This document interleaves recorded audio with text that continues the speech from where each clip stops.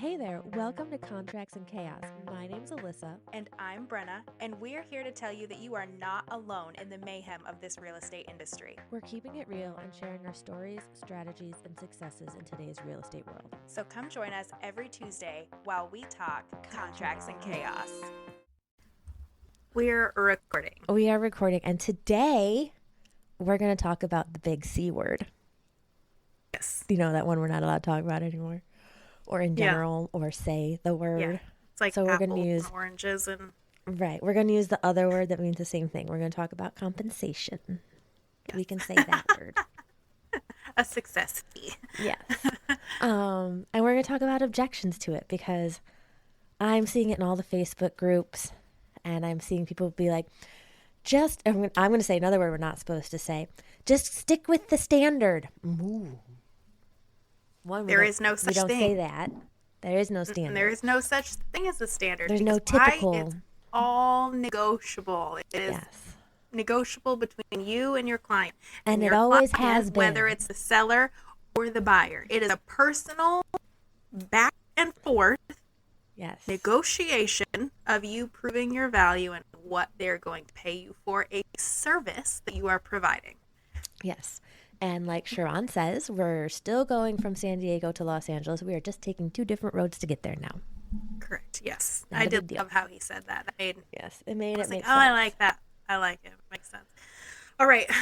The most common objections we are going to run through. And these are like, there's not very many of them. No, and I went through. I feel like they're the most popular. Seller and buyer.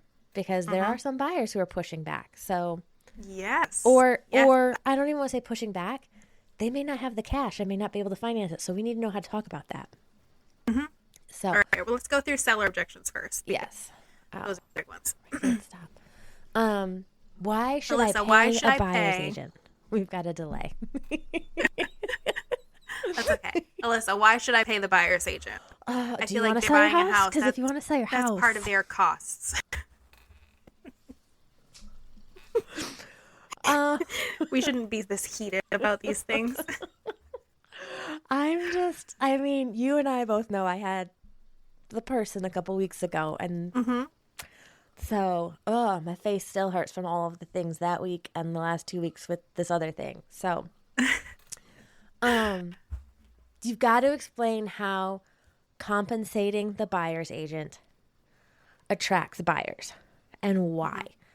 And how people used to say, well, it wasn't right. They used to say, well, the seller pays me, you don't, which was never truthful. Never truthful. Now, there's an agent on TikTok right now who's going off saying, well, I fill out my agency that if the seller doesn't, then they don't have to pay me. Well, that's on you, bro. That's on you. Like, that is. That's right. your and own that's business And that's decision. A business choice. If that's right. If that's what you choose to do and that's how you run your business, great. That's a risk. That's risky business, if you ask me. Right. Like you're offering to work for free. So you're putting yourself at a competitive disadvantage. I like those words. This sounds important. Yep. And it is, because when say it's a small house, right? We're talking 250,000. I mean, our average around here is not more than right around 300-ish. So 250,000. Right? If a buyer was to come up with a $7,000, $7,500 commission, that's not just affecting what's coming out of their pocket. It also affects their pre-approval, because maybe that $7,500 is what they have for a down payment.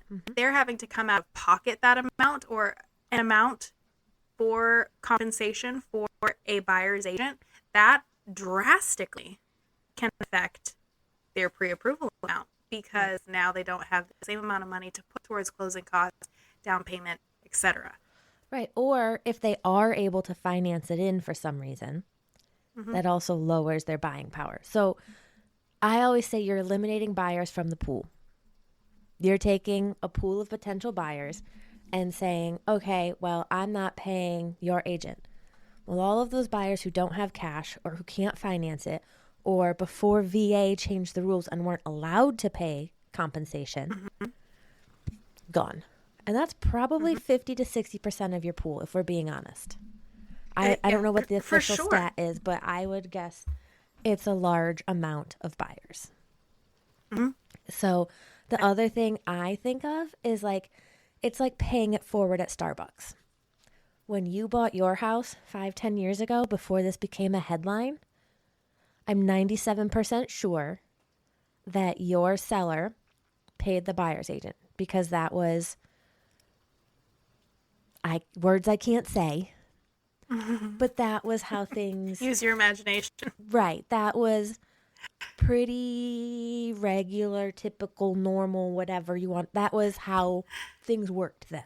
I had It this wasn't questioned conversation as much. with a listing, actually, and they were so confident that their buyer's agent worked for free, because that's how it was pitched, that they did not pay for the service of a buyer's agent, that they dug out, and they still had it, their closing disclosure to prove to me that there was no buyer agent. Tell me and they were wrong. wrong.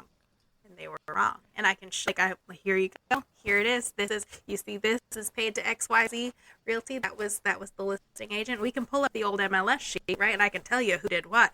And this amount right here, this went to your buyer's agent that helped you purchase this property. Why? Because do you think that agent wanted to show houses to you for 3 to 6 months and walk you through this process and all of those things just out of the goodness of their heart? And listen, I do a lot of things out of the goodness of my heart, but I still have bills to pay.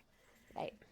And don't get me wrong, there has always been, in the history of selling houses, the seller doesn't have to.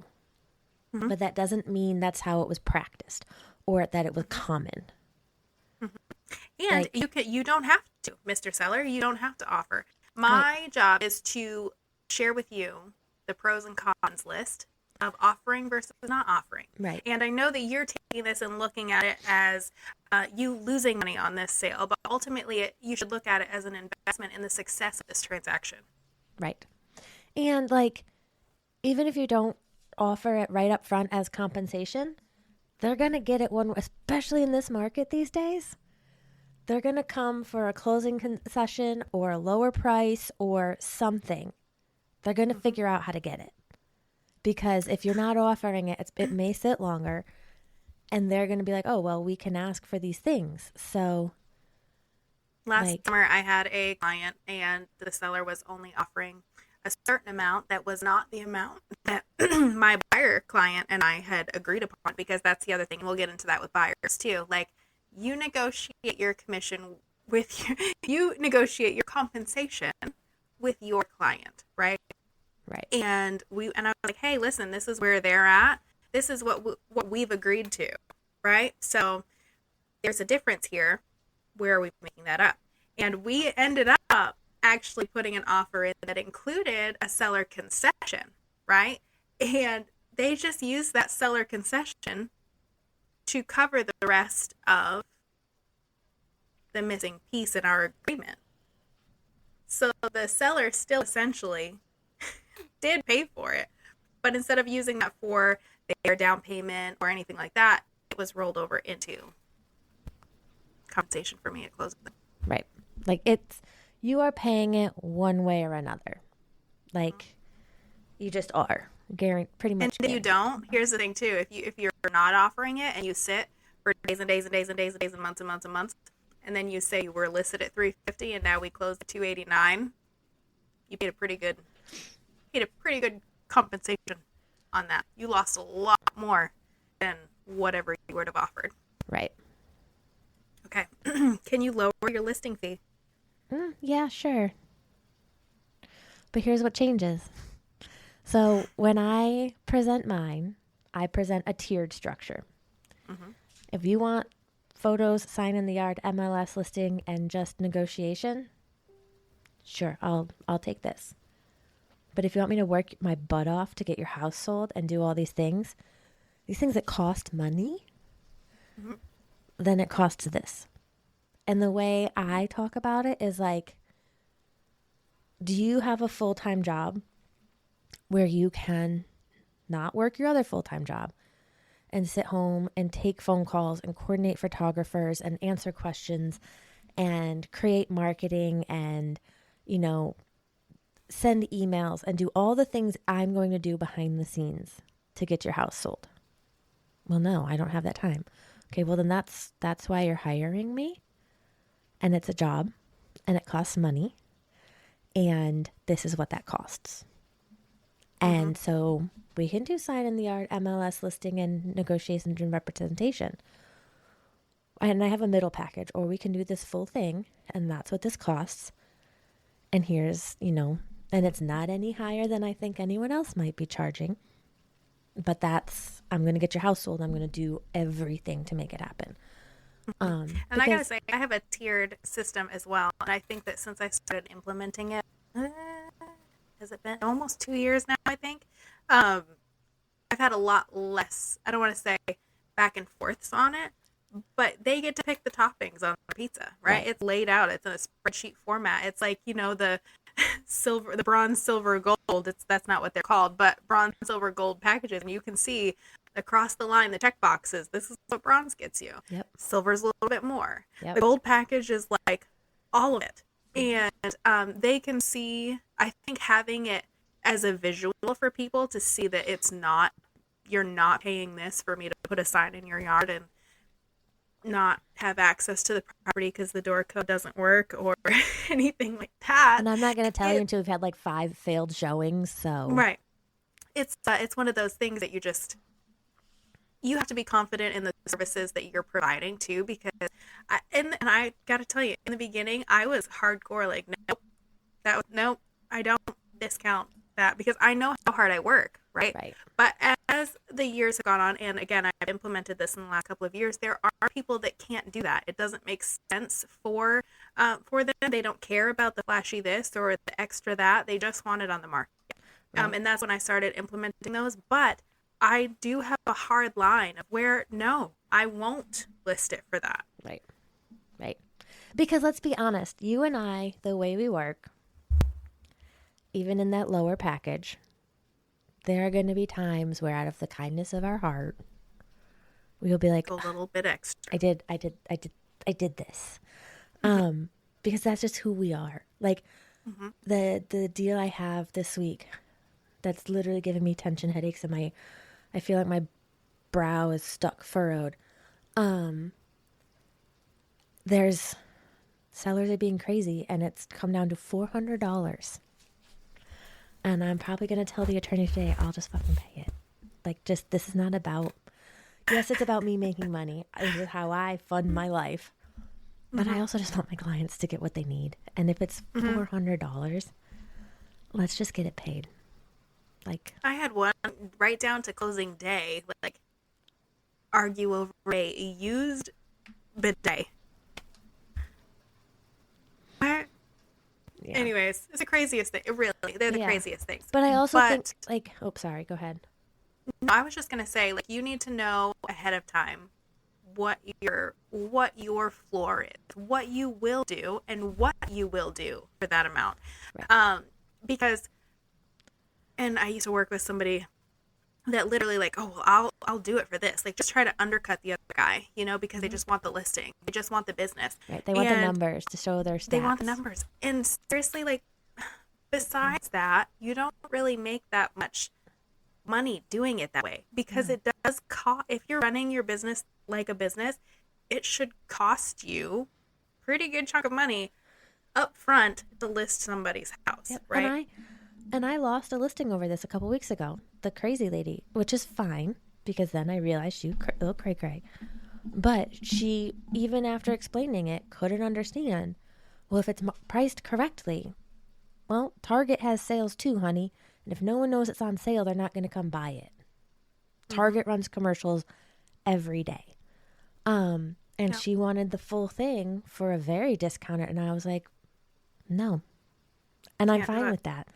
And it was one of those situations where, because it was such a low price point, I had to charge for it. I genuinely could not afford to not charge the higher compensation to do that, because the costs to give her the full marketing, I was going to come out in the negatives. Mm-hmm. I think the important thing that you just said there was that I was okay with it. Right. And there were a few listing appointments that I went on in the beginning that I didn't get because they were like, oh, we loved everything that you said. We loved that you did, blah, blah, blah, blah, blah. This guy's offering a different structure for his compensation, right? And we're going to go with this guy. And I was a little upset about it, quite frankly, right? Right. But now, like, I've done enough deals to realize that those were not the people that I wanted to work with anyways. Exactly. And I think we talked about this on here before. The year that I stopped chasing business hours and miles away and trying to bargain and beg for the business to, like, oh yeah, no, I'll do it for that. My business has continuously grown year over year by what I provide. Like, this is what it is. This is what I provide. This is what it costs. Yep. And I think people have a respect for that as well. You know, even if they don't end up choosing you, and there could be a million reasons why they don't choose you. Right. But they have a respect for somebody to stand up for themselves and be like, this is what I charge, because ultimately that's what they would, part of what they're paying you to do as well, to stand up for them and be like, hey, no, we're not going to accept this offer. Exactly. And that's when I lost that one. I wasn't mad that I lost it. I was mad at the way she spoke to me and treated me. And I was just like, even if she had come around, I would have, even if she does, even if it doesn't work with this other agent and she comes back, I'm going to say, no, because you absolutely were rude and she's sent an apology since, but no. But I think you just said a good point. If you discount yourself right out of the gate, how is that proving that you can represent them well?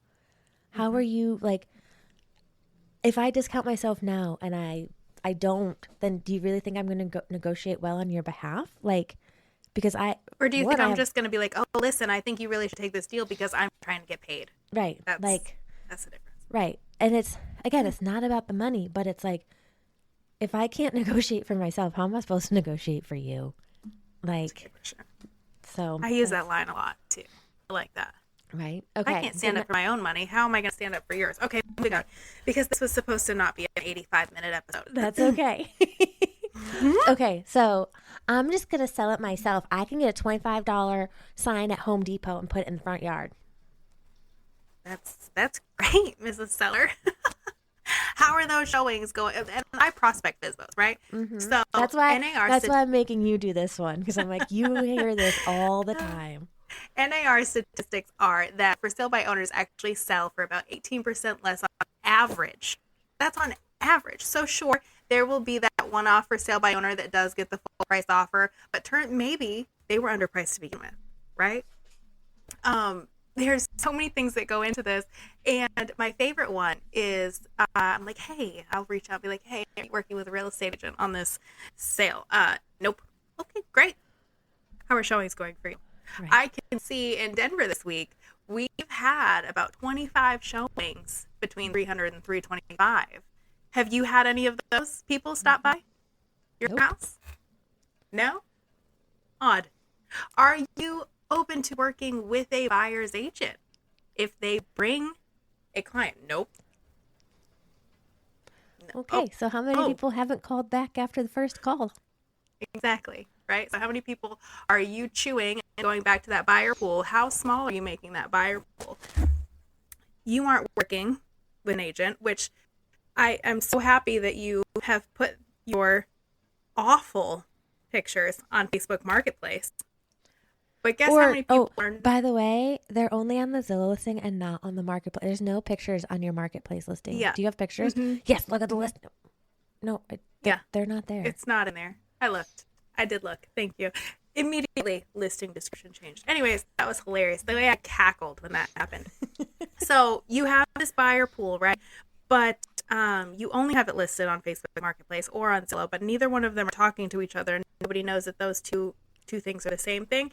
So you've cut down on the people that are seeing it because you're out there on Facebook Marketplace to a very small number of people. Not a lot of buyers are actually searching for their next house on Facebook Marketplace. So that's a smaller amount of people. You do have buyer's agents that are reaching out to you to see if they can show their client your house, and you're like, only if your buyer is paying your commission. Okay, well, you just dialed yourself down to a teeny tiny little buyer pool, and guess what? They're not coming back. And you want a buyer of buyers or a buyer without an agent, so no one's represented. and nobody has any idea what they're doing. It's the blind leading the blind. And that poor closing attorney that you're like, oh, I'm going to pay them $1,000 to do the paperwork anyways, so that saves me this much money, because that's obviously all that a real estate agent does is the paperwork. Right. I just open doors, stick paperwork. signs in yards, and then paperwork. That's it. That's why I have such a horrible tension headache. Thank you. Yeah. That reminds me, I got to book that massage, that cranial massage for next week. You should do that. Yeah, Oh, absolutely. And then I have a couple of different things. I'm like, oh, hey, that's awesome. I would love to do. I have set aside 3 hours this week to do home equity reports for sale by owners in our area. Nice. I'd love to send one to you. I just need your phone number, date of birth, social security number, and email address. Wait, social security number? What do you need that for? I'm not giving you that. Kidding. Also, can you sign over your firstborn? I'm not keeping it, but I have to sacrifice it to the gods. My favorite thing, though, and I've said this too, I guess I'm not a very good closer on the first conversation. Like, there's people that call and be like, if they don't set the appointment, but they never circle back. I'm more of like, oh, hey, no, that's great. We're coming into the weekend. Like, you're probably going to get I'm sure you're going to get some people through your open house that you posted on your own personal Facebook page, and you have 142 friends. I'm really, really confident you're going to get some traction there. And you know what? If I have time between showings, maybe I'll swing by so I can get a better idea to present to my buyers. And I'll follow up and be like, hey, how was that open house? How was it? Great? Oh, good. I did. I showed these properties. I did this. My listing had 7 showings. Or I can pull up the showing time and be like, hey, Newton, North Carolina, between 300 and 325, where this for sale by owner is showing, was slammed this weekend. So busy. So many people out looking. You didn't get anybody? Weird. I mean, and we don't want to be this snarky, actually. We're just being snarky because we're snarky. Yeah, I'm just being dramatic anyways. Because I am a sweet... It's one of those days. It's raining, it's gloomy, and just a little snarky. Right? It's like raining for the I'm a fifth very day in a row nurturing... on a holiday. We're over it. I'm very nurturing. I'm very calm, reassuring, and helpful. And that's what ends up at the end of the day. I'm like, oh, well, maybe you should try this. Or... on your Facebook Marketplace listing, did you know that the first picture that's showing is actually your back bathroom? That's really not a great first picture to have on your Facebook Marketplace listing. And I know when you uploaded them in the sequence that you wanted, but when your computer loaded, it didn't load them in that sequence, right? So try a different presentation, do this, and people appreciate that you're helping. And sometimes it works, and sometimes they sell that house by themselves, and sometimes around week 5 or 6, they're like, oh my God, if one more agent calls me and asks me if they can come see my house, I'm just going to burn it. Right? Don't they know I have to work? I can't open the door. That's why you hired me. And even if they do end up going for sale by owner, there's also those things, oh great, do you have a copy of the required disclosure forms for North Carolina? Most of the time they don't even know what those are, or that they are required, or that they could go under contract and that buyer could walk because they don't have those forms and they don't get to keep the money, right? Or anything like that. So, right. sale by owner is just like being helpful and showing them that, listen, this is like trying to do open heart surgery on yourself. Scary, right. Sketchy. I was gonna say the one thing I always like. I'm either like, well, if you got sued, would you hire an attorney? Or like, yeah, I can brush my teeth, but I'm not a dentist. So why wouldn't I hire someone to take care of the things I'm not skilled at? Right. But, okay, so let's switch. We've talked about compensation with sellers. Sometimes it can, you see this little fool over my shoulder? I do. This is my life. He's so cute. Hi, George. He's getting big. His head's finally getting big enough. But let's... This is my life.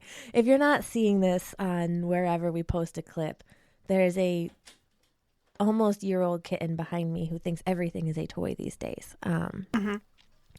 He's just rearranging your dry erase board. That's what he's doing. Hopefully have a picture of it somewhere to know what's written up there, because it's going to be erased by the time we're done. But let's switch to buyer objections, because there are some. People don't think about it, but buyers can object to compensation because for how many decades did I don't want to say bad agents, but maybe poorly skilled agents say, "Oh, you don't I pay me, think the all seller agents, does." and I don't even think that it was just such a thing that was done that they're like, oh, it doesn't cost you anything. You don't pay me. The Which, script was the even if it's script. You coming don't out pay of the me. It doesn't seller's, cost you anything. and even if it's coming out of the seller's proceeds, yes, those buyers are, because they're financing the purchase price. Theoretically, in a roundabout way, they are paying you. That's how I think of it. No matter what, they're still paying for it one way or the other. That's like the theory, there's no such thing as a free lunch. There just isn't. Someone's paying for it. He looks like a little cow.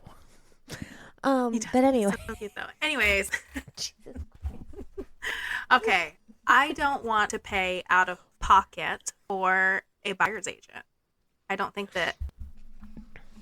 that's important. Hold on, I gotta. You're going to take a little clip of him. Yes, little turd. Dennis the Menace back there on the shelf.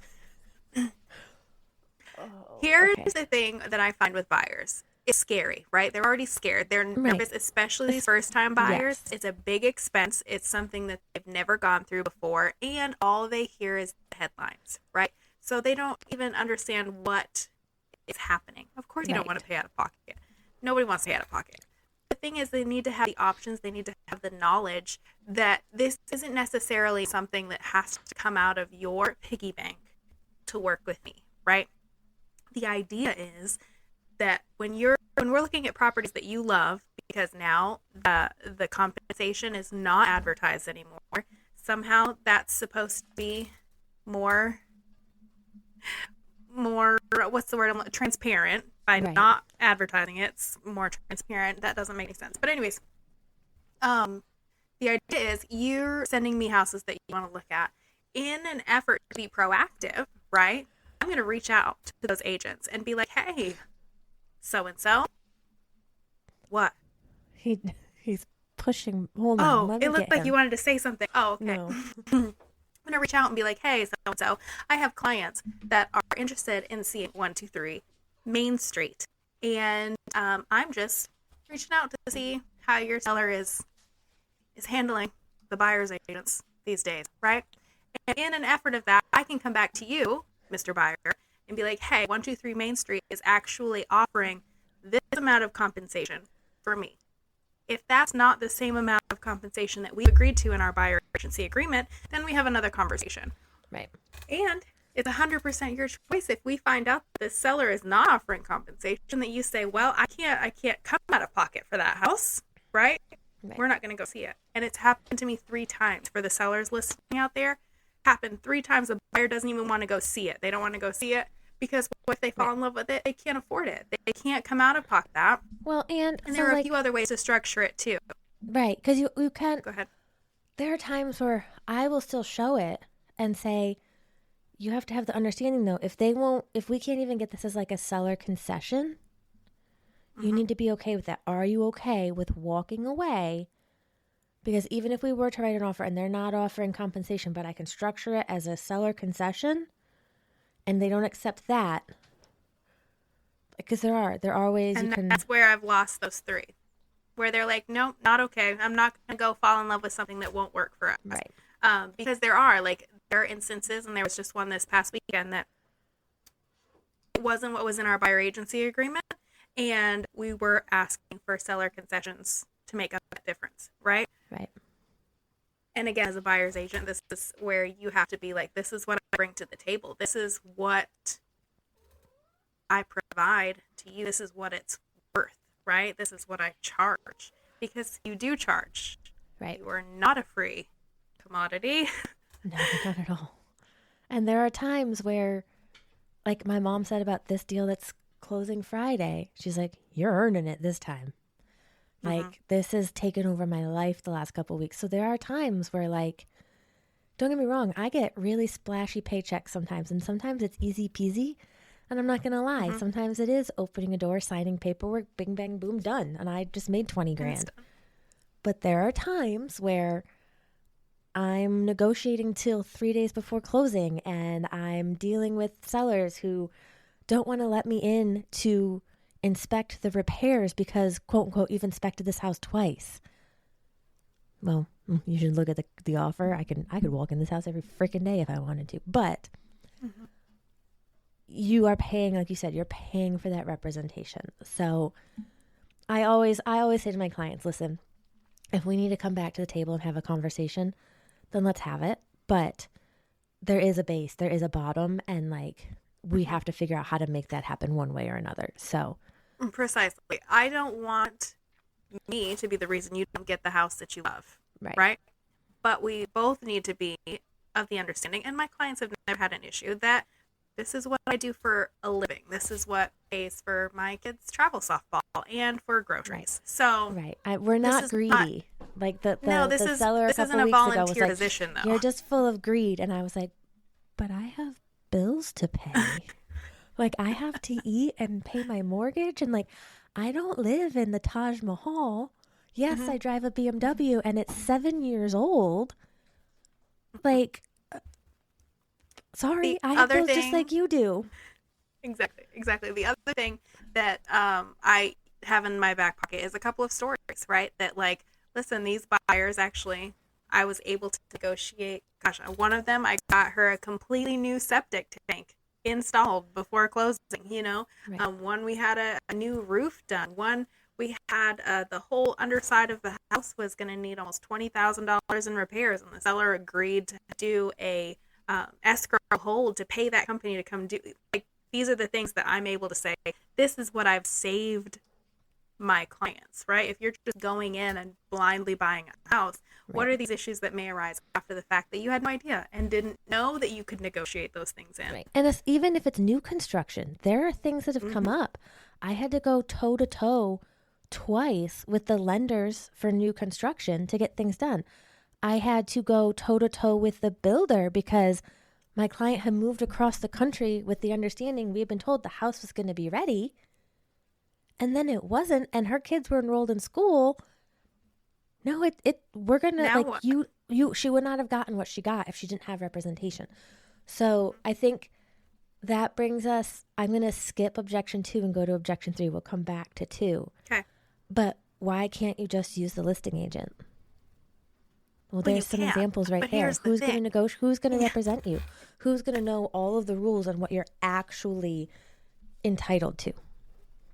And here's the thing, and I've done dual agency a few times, and in those situations, it's worked out really well, right? But both sides were really, there was nothing that was being like slid under the rug. Nothing was trying to get snuck by, you know?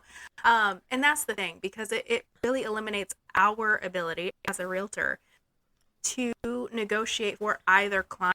We're just here as essentially a mediator. Well, what do you want to do? Well, what should I do? I don't know. I can't tell you.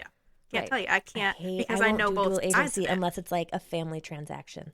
It's super, right. When it's super like cut dry, straightforward, easygoing.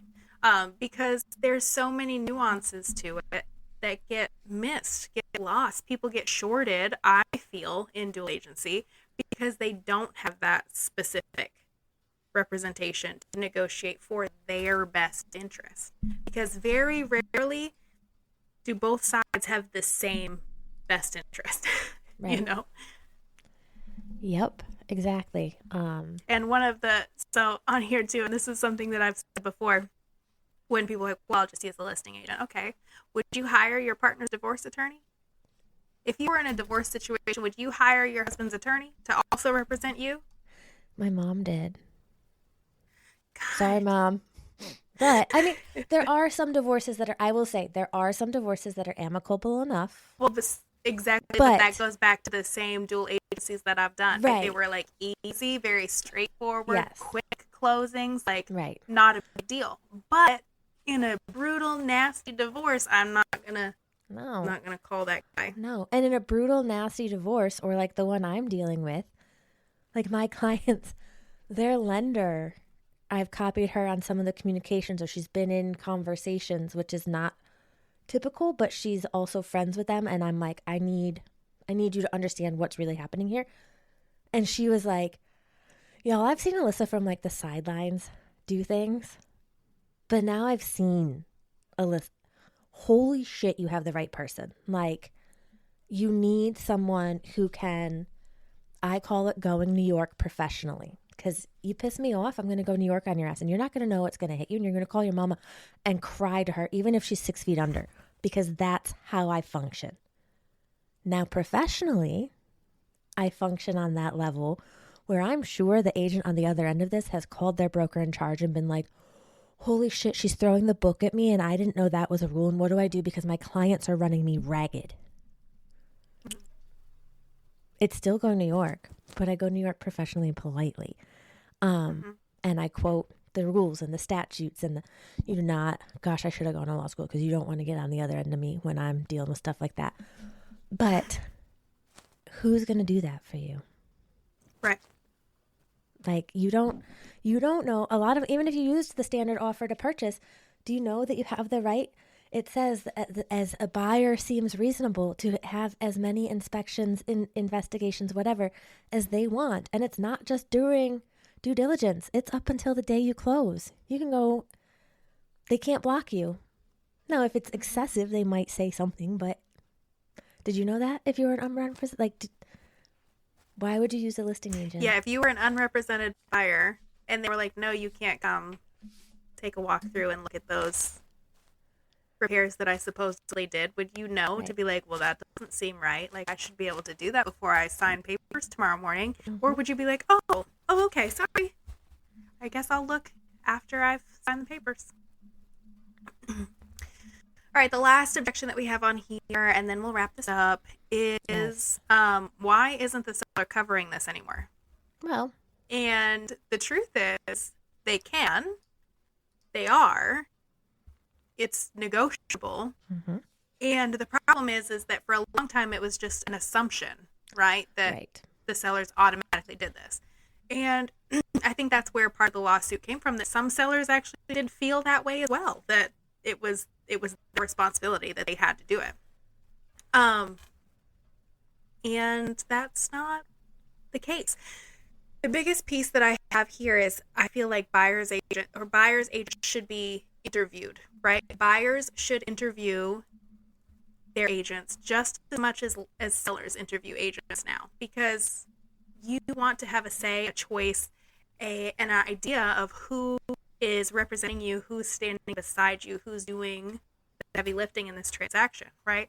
If you have somebody who's like your cousin's second brother's sister once removed who just got her license and you're doing it as like a family favor, is that who's going to be able to stand up and negotiate and get you that rate on mediation system? Right.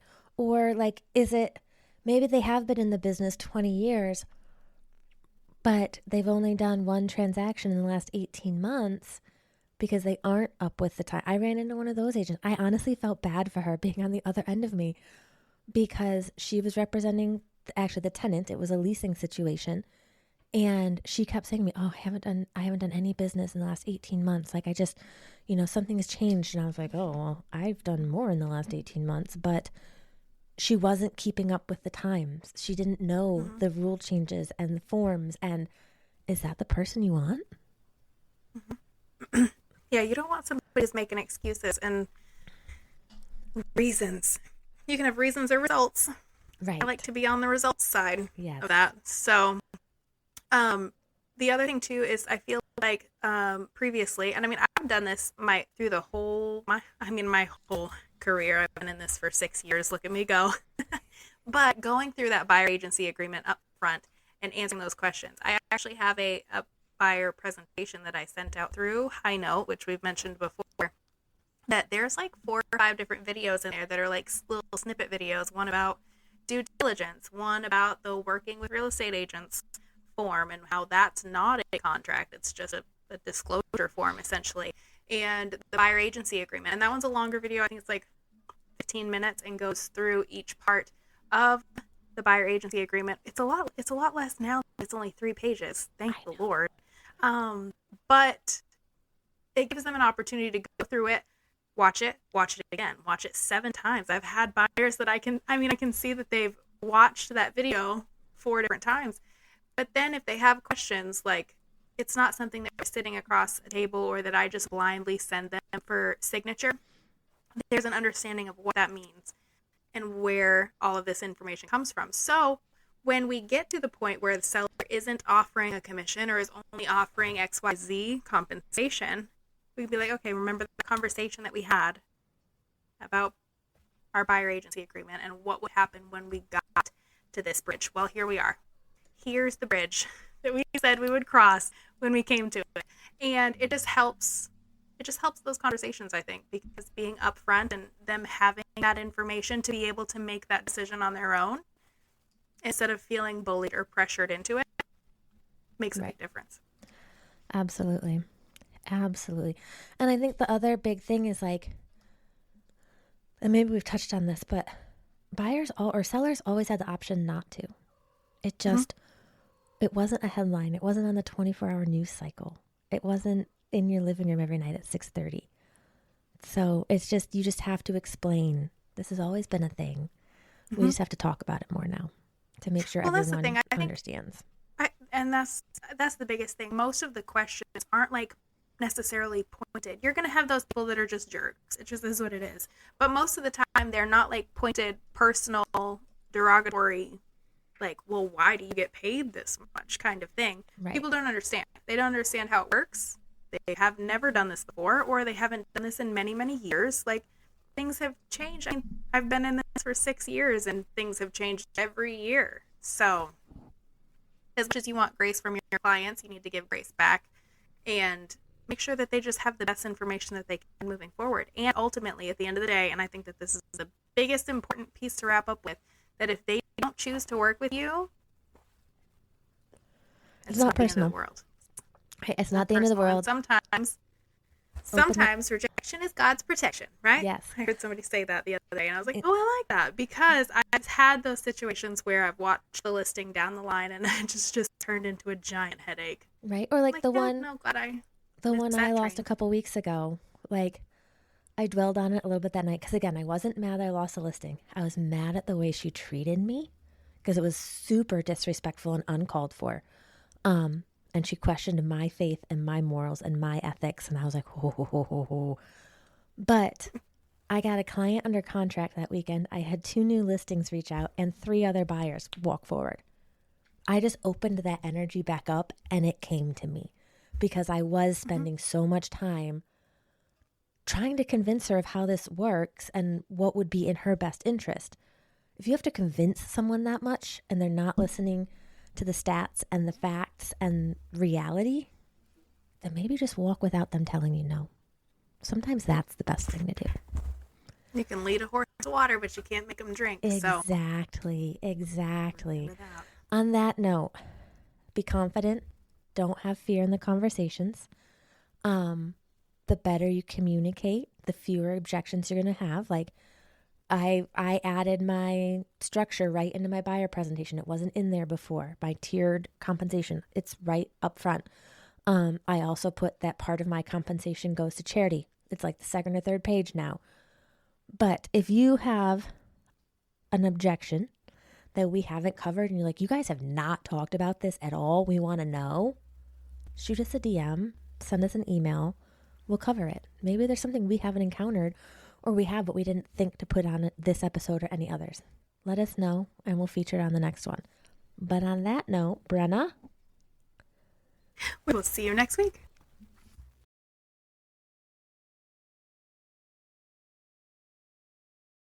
We just finished another episode of Contracts and Chaos, but believe me, the chaos does not stop here. So check out the show notes for our email address and where to follow us on socials, and we will see you next week.